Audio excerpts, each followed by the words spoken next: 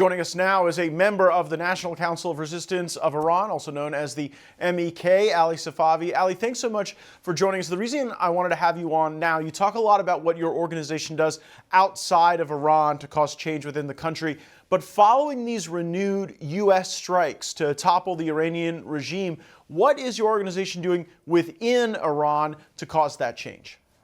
Yes, hello, Matt, and great to be with you as always. Well, I think, if anything, the MEK resistance units have dramatically stepped up their activities against the IRGC, against the Basij, and against some of the repressive centers. In fact, they have been active in Tehran and in dozens of other cities across Iran. They've also helped mobilize and organize protests. In fact, in the political space that was created during the ceasefire, we saw the outbreak of protests by various sectors of Iranian society.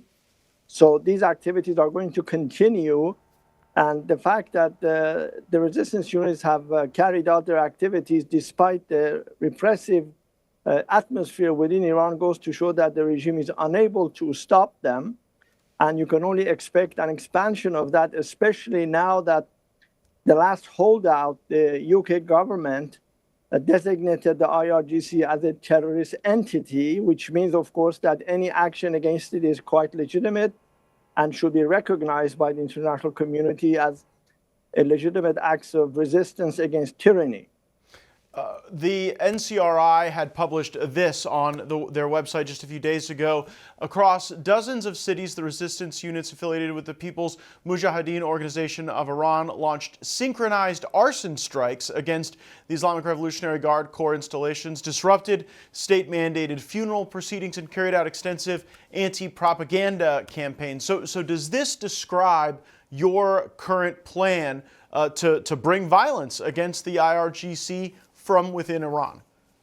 Well, I would say that the resistance units are doing much, much more than that, and they're going to step up their activities. Recall of the operation that we talked about before on February 23rd, when 250 MEK fighters launched a daring assault on Khamenei's compound.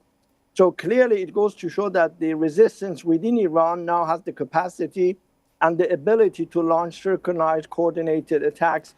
To launch attacks, not necessarily to win those engagements. As we've tragically had to point out, unfortunately, many members of your organization who participated in that raid you described were captured or killed. I want to get your sense of what sentiment is like inside Iran following these renewed strikes. You know, we had the MOU. There was some hope that the MOU could bring us towards some of the political change that your organization has been advocating for. But how do you think the people within Iran are thinking about the terms of the MOU or any peace accord right now?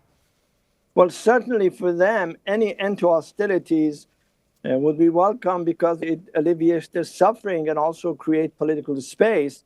And clearly, with the Iranian regime being so intransigent, despite, of course, as you might say, some of the friendly terms of the MOU, that they continue to attack their neighbors, attack commercial shipping in the Strait of Hormuz, goes to show that Mujtaba Khamenei and, of course, the IRGC need to engage in foreign intervention, foreign conflicts, in order to use that as a shield to suppress the population. But I think the Iranian people know this tactic, and they're going to continue their struggle.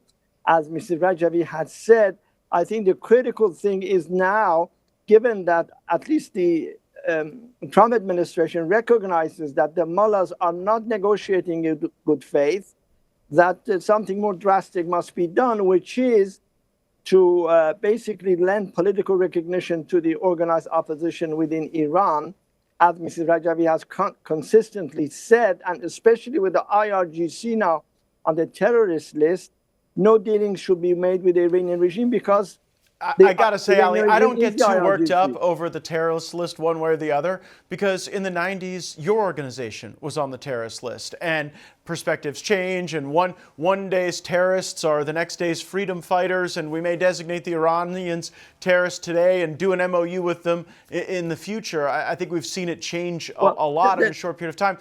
You mentioned Iran externalizing their conflict and causing problems with their neighbors.